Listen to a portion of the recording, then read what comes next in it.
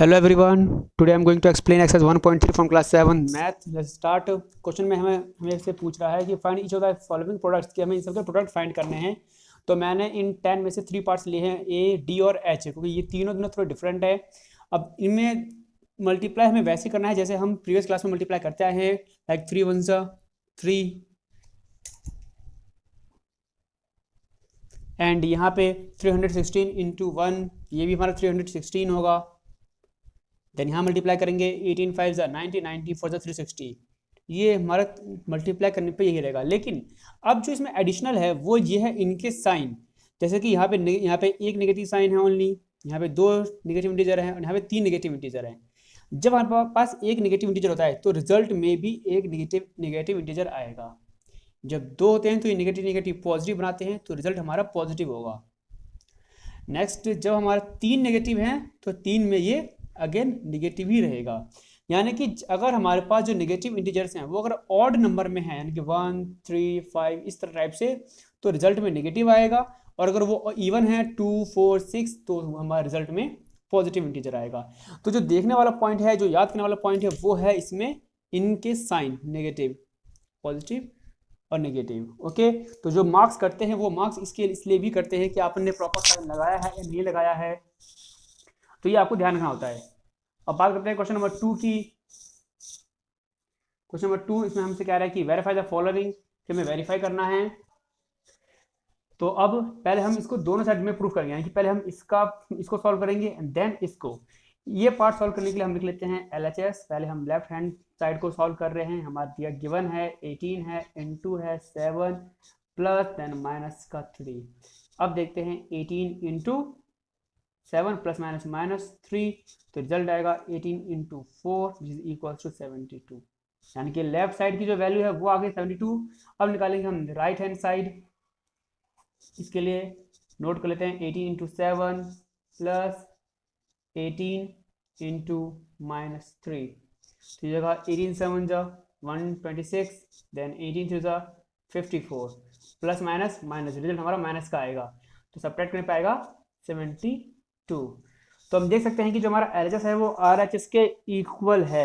हमारा LHS equal है RHS के, तो ये हमारा वेरीफाइड हो गया। इस क्वेश्चन में सिर्फ हमें इतना ही करना है, LHS और RHS दोनों पोर्शन को सॉल्व करना है, और पोर्शन को सॉल्व करने के बाद ये लिख देना है कि LHS हमारा RHS इक्वल है, और ये वेरीफाइड हो गया। अगर इनकेस अगर आपका LHS RHS के इक्वल नहीं आ रहा है, तो यानी कि आपने सॉल्यूशन में कहीं पे मिस्टेक किया है, कहीं पे प्लस माइनस की जो 6 7 8 की क्लास में ज़्यादा मिस्टेक करते हैं। तो ये इन बेसिक मिस्टेक पर आपको ध्यान रखना है, खासतौर पे इन साइन पे, कि नेगेटिव इंटीजर है, पॉजिटिव है तो रिजल्ट हमारा नेगेटिव आया है, यहाँ पॉजिटिव नेगेटिव इंटीजर है तो रिजल्ट हमारा नेगेटिव इंटीजर आया है। इन बेसिक बातों पे आपको बहुत ध्यान देना है।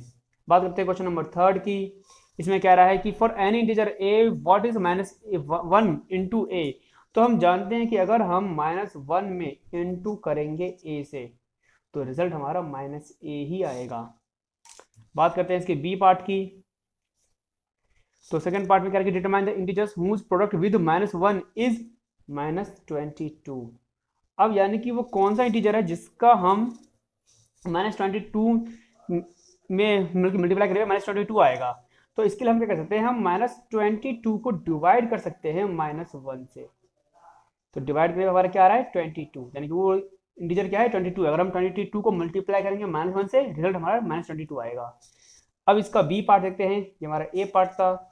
बी पार्ट में इसमें कह रहा है 37, तो अगेन 37 को आप डिवाइड कर दो -1 से, यह जाएगा -37। इसके बाद फिर 4C पार्ट, इसमें कह रहा है 0, कि 0 कब आएगा। तो 0 के लिए हम जानते हैं कि अगर हम 0 में डिवाइड करेंगे -1 से, तो रिजल्ट हमारा 0 ही आएगा। तो यानी कि अगर हम 0 की -1 से इंटू करेंगे तो रिजल्ट हमारा 0 आएगा। तो इन तीनों क्वेश्चन को हमें इस टाइप से करना है। बात करते हैं अब क्वेश्चन नंबर 4 की। कह रहा है starting from -1 into 5 write various product showing some pattern to show -1 into 1 equals to 0। तो फर्स्ट जो इन्होंने हमको दे रखा है क्वेश्चन नंबर 4 में, इन्होंने हमें -1 इंटू 5 दे रखा है, तो ये हमारा इक्वल में हो जाएगा -5, जिसको हम लिख सकते हैं -5 प्लस 0।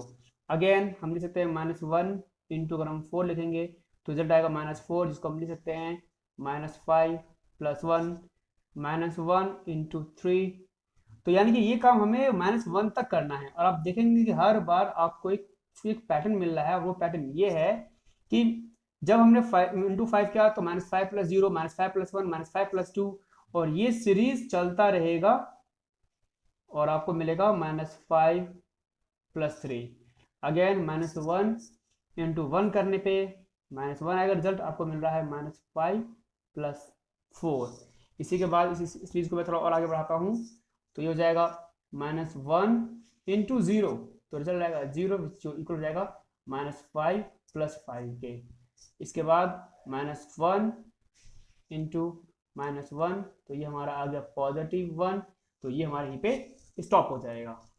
तो यानी कि हम इस तरह से हम देख सकते हैं कि कैसे हमने -5 में 0 1 2 3 4 5 को ऐड करके हमने एक सीरीज बना ली है -5 4 3 2 1 और 0 की। तो ये हमारा हो गया फोर्स का आंसर। इसको आप वीडियो को पॉज कर लीजिए, इसको नोट कर लीजिए या स्क्रीनशॉट ले लीजिए। आते हैं क्वेश्चन नंबर 5 पे। इसमें हमसे कह रहा है कि सूटेबल प्रॉपर्टीज यूज करनी है। तो फर्स्ट क्वेश्चन हम देखते हैं कि इसमें -48 दोनों में कॉमन है, बीच में प्लस का है, तो हम इसमें लिख सकते हैं यूजिंग डिस्ट्रीब्यूटिव प्रॉपर्टी। इसमें हम यूज कर सकते हैं डिस्ट्रीब्यूटिव प्रॉपर्टी। अब वो प्रॉपर्टी क्या कहता है? डिस्ट्रीब्यूटिव प्रॉपर्टी कहता है कि अगर हमारा a into B plus A into C है, तो इक्वल में हम a b प्लस सी लिख सकते हैं। तो यहाँ पे हम देखेंगे हमारे पास a क्या है, 26 इंटू -48 है, देन प्लस -48 है इंटू -36 है। तो यहाँ से मैं -48 कॉमन ले सकता हूँ एज a, और 26 प्लस -36, तो हो जाएगा माइनस का 48 26 -36, -48 इंटू -10, तो रिजल्ट हमारा आएगा 480। तो ये हो गया हमारा पार्ट ए। अब बात करते हैं पार्ट बी की। तो पार्ट बी हमें दिया हुआ है 8 इंटू 53 इंटू 125। अब इसमें हम यूज कर सकते हैं अपने कम्यूटेटिव प्रॉपर्टी को, कम्यूटेटिव प्रॉपर्टी।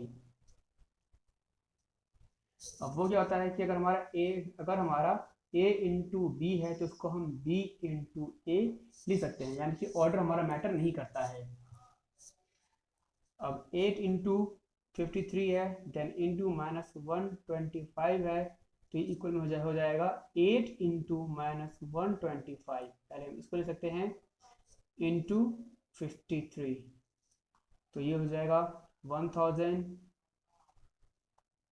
इंटू 53, तो -53,000। यहाँ पे आप एसोसिएटिव प्रॉपर्टी भी यूज कर सकते हो। यहाँ पे मैं लिखता हूँ स्लैश में, आप एसोसिएटिव भी लगा सकते हो।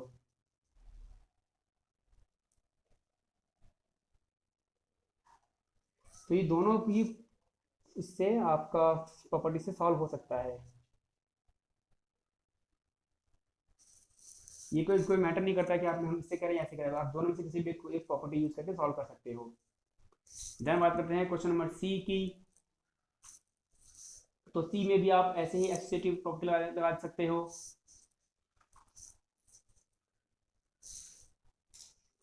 सी पार्ट है आपका 15 इंटू -25 इंटू -4 इंटू -10। तो इसमें पहले मैं इन दोनों पोर्शन को मल्टीप्लाई कर लेता हूँ। तो ये मेरा हो जाएगा 15 इंटू 100, पॉजिटिव 100 प्लस इंटू -10। अब इसकी इंटू करेंगे हम 50 इंटू -1000, इसकी इंटू करोगे आप 15,000 माइनस का, तो ये हो गया हमारा आंसर। क्वेश्चन नंबर 4 पार्ट देख लीजिए सभी। डी पार्ट -41 इंटू 102, तो इसको हम लिख सकते हैं -41 इंटू 100 प्लस 2, और अगेन हम इसमें लगा सकते हैं डिस्ट्रीब्यूटिव प्रॉपर्टी। तो 41 इंटू 100 देन प्लस -41 इंटू 2, तो ये हो जाएगा आपका क्वेश्चन -4100 -82 -4182, ये हो जाएगा आंसर। ई पार्ट थोड़ा सा टफ है क्योंकि यहाँ पे 625 पॉजिटिव है, देन -35 है, प्लस अब यहाँ पे 625 माइनस का है, तो इसमें भी हम डिस्ट्रीब्यूटिव प्रॉपर्टी ही यूज़ करेंगे। ध्यान दें, मैं प्रॉपर्टी का नाम नहीं लिख रहा हूँ, मैं आपको बता रहा हूँ। यहाँ पे आपने डिस्ट्रीब्यूटिव प्रॉपर्टी यूज़ किया है, अगेन इसमें भी आप डिस्ट्रीब्यूटिव प्रॉपर्टी यूज़ कर लेंगे। तो अब 625 दोनों में कॉमन है, हम सकते हैं 625 कॉमन -35 प्लस -1 इंटू 65। अब ये हो जाएगा 625 -35 -65, 625 इंटू -100 तो इक्वल जाएगा -625 100। तो ये हमारा हो गया इस क्वेश्चन के लिए आंसर। अब बात करते हैं इसके पार्ट एफ की। 7 इंटू 50 -2, तो अगेन इसमें आप पहले 7 इंटू 50 कर सकते हैं, देन -7 इंटू 2, ये हो जाएगा 350 -40 336, ये आपका आंसर हो गया। नेक्स्ट पार्ट की बात करते हैं, क्वेश्चन नंबर जी है हमारा -17 इंटू -29, तो इसको हम सॉल्व कर सकते हैं। -17 इंटू -1 प्लस 30, ये हो जाएगा -17 इंटू -1। डिस्ट्रीब्यूटिव प्रॉपर्टी आ रही है इसमें भी, ध्यान रहे, इंटू 30, तो रिजल्ट आ रहा है आपका 17 -510, तो ये रिजल्ट आएगा 493, ये आपका आंसर है। बात करते हैं इसके एच पार्ट की। एच में है -57 इंटू -19 प्लस 57, तो यहाँ भी आप 57 कॉमन ले सकते हो। SCT property -57 -1 into -19 plus 1, 57 19 plus 1 57 into 20 हो जाएगा 1140, ये आपका आंसर हो गया। तो ये आपके आंसर्स हैं, इसका आप स्क्रीनशॉट ले लेना ताकि ये समझने में आसान रहेगा। उसको राइट आंसर मार्क कर दिया मैंने। अब इसका आगे के क्वेश्चन इसके इस वीडियो के पार्ट 2 में है, तो आप उसको वहाँ से देख लीजिएगा। Thank you. बात करते हैं क्वेश्चन नंबर 6 की। इस क्वेश्चन नंबर 6 कह रहा है कि a certain breathing process requires a room temperature to be lowered from 40 degree Celsius at the rate of 5 degree Celsius per every hour। अब ये कह रहे हैं कि कोई रूम है जिसका टेम्परेचर, जो इनिशियल टेम्परेचर है,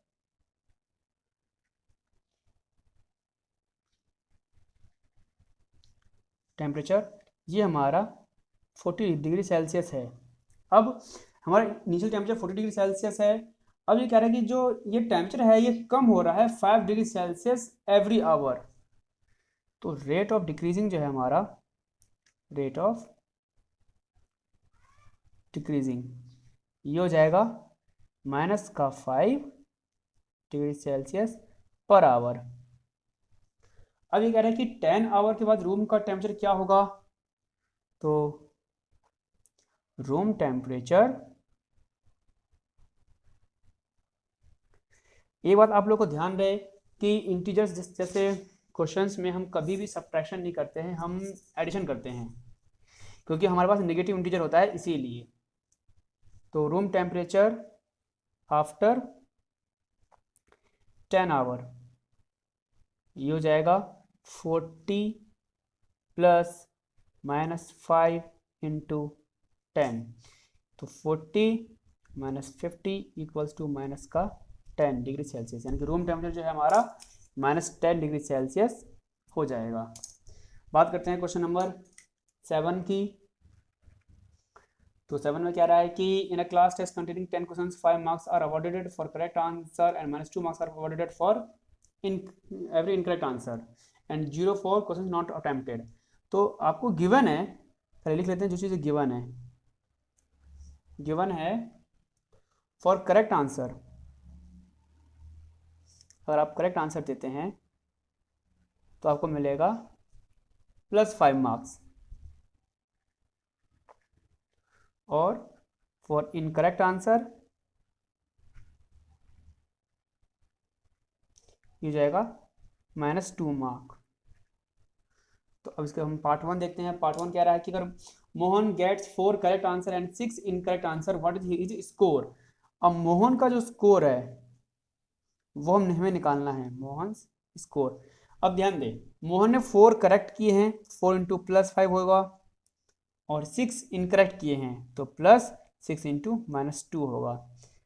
इनको हम सॉल्व करेंगे, +2 -12 = 8। तो मोहन के जो मार्क्स हैं वो हैं 8।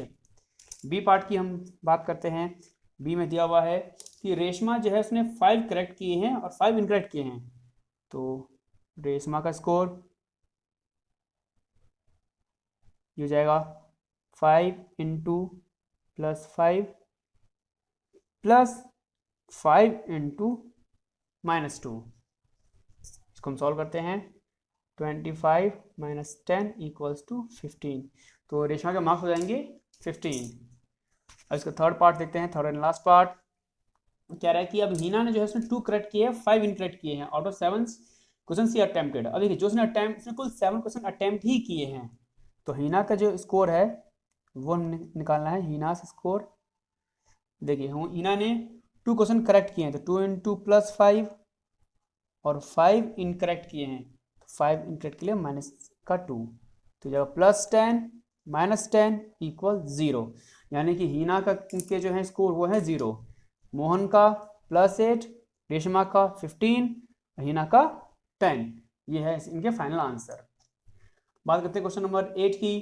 क्वेश्चन नंबर 8 में कह रहा है कि एक सीमेंट कंपनी है, अर्न्स अ प्रॉफिट ऑफ ₹8 पर बैग ऑफ वाइट सीमेंट, कि वाइट बैग को बेचने पे उससे ₹8 का प्रॉफिट हो रहा है, एंड अ लॉस ऑफ ₹5 पर bag of grey cement sold, और जो ग्रे सीमेंट है उसको बेचने पे ₹5 का नुकसान हो रहा है। तो प्रॉफिट देखते हैं, प्रॉफिट ऑन वाइट सीमेंट ये है हमारा इक्वल में ₹8 पर बैग। इसके बाद लॉस ऑन ग्रे सीमेंट ये हो जाएगा हमारा -5 पर बैग। ध्यान दें, प्रॉफिट को हम प्लस में लेंगे और लॉस को माइनस में। आपको समझ एक आ रहा है कि the company sells 3000 bags of white cement and 5000 bags of grey cement in a month, what is its profit और लॉस। तो देखते हैं इसकी टोटल इनकम देखते हैं पहले हम पार्ट 1 में। टोटल अर्निंग अब क्या आ रहा है, ये कह रहा है कि 3000 बैग व्हाइट सीमेंट के हैं, 3000 इंटू +8, और 5000 बैग ग्रे सीमेंट के हैं। सॉल्व करते हैं, 8 से 24,000, यहाँ पे 25,000, रिजल्ट -1,000। तो हम देख रहे हैं कि रिजल्ट हमारा -1,000 आ रहा है, और माइनस हमने किस लिए दिया था, लॉस को। तो यानी कि इसे हो रहा है लॉस ऑफ ₹1,000। ओके, अब बात करते हैं इसके पार्ट बी की। बी पार्ट क्या कह रहा है इसमें, कह रहा है कि what is the total number of white cement bag it must sell to have neither profit nor loss if the number of grey bag sold is 6,400 bags. ये कह रहा है कि अगर ये 6,400 बैग्स ग्रे सीमेंट के बेच रहा है, तो उसको व्हाइट सीमेंट के कितने बेचने चाहिए जिससे इसको ना प्रॉफिट हो ना ही लॉस हो। तो इस केस में क्या होगा, total profit on white cement plus loss on grey cement, ये हमारा होगा इक्वल 0 के। अब जो व्हाइट सीमेंट है इसको हमने x मान लेते हैं कि x हम सेल कर रहे हैं, इस पर प्रॉफिट ₹8 का है। ग्रे सीमेंट हमारा दिया हुआ है, इस पर हमारा लॉस -5 रुपीज़ का है, इक्वल 0। तो जाएगा 8x माइनस इसके हम इंटू कर लेते हैं 3 टाइम्स 0 5 0 कैरी आया हमारा 2 5 3 जा 5 6 30 32 इक्वल 0। तो हमारा 8x हो जाएगा 32,000। अब x की वैल्यू हो जाएगी 32,000 डिवाइडेड बाई 8, यानी कि उसको 4,000 बैग वाइट सीमेंट के बेचने चाहिए जिससे उसको ना लॉस हो ना ही प्रॉफिट हो। तो ये हमारा फाइनल आंसर है। इसका आप स्क्रीनशॉट ले लीजिएगा। अब क्वेश्चन नंबर 9 बहुत सिंपल है, सिर्फ हमें इसमें फिलअप्स करने हैं। अब देखें, अगर हम 3 में किससे मल्टीप्लाई करके हमारा रिजल्ट 27 आए, बहुत सिंपल आंसर है 9। लेकिन अब यहाँ जो ध्यान देने वाली बात है वो ये है कि यहाँ ये पॉजिटिव 27 है, और अगर मैं -3 का 9 से मल्टीप्लाई करूँगा तो रिजल्ट तो मेरा -27 आएगा। तो यहाँ पे हम क्या करेंगे -9 लेंगे। अगेन 5 का हम किससे मल्टीप्लाई करेंगे कि 35 आए, सिंपल 7 से मल्टीप्लाई करेंगे 35 आएगा, बट सेम यहाँ पे नेगेटिव है तो हमें यहाँ भी नेगेटिव इंटीजर लेना होगा। इसके बाद -8 में किससे मल्टीप्लाई करेंगे माइनस का फिर 6 आए, सिंपल 7, क्योंकि माइनस प्लस माइनस। 12 में हम किससे मल्टीप्लाई करें 11 से, पॉजिटिव आंसर चाहिए हमें तो नेगेटिव इंटीजर लेंगे, because negative negative positive. I hope you like the explanation. अगर फिर भी कोई डाउट है आपको तो आप कमेंट सेक्शन में मुझे जरूर पूछें। मैं इसकी पूरी वीडियो सीरीज बनाने वाला हूँ, ये पूरे बुक एनसीईआरटी की 6 to लेकर 10th क्लास तक की। तो जहाँ भी आपको डाउट है आप लोग पूछ सकते हैं। और इस वीडियो को लाइक करें, कमेंट करें, शेयर करें और बेल आइकन जरूर दबाएं। Thank you.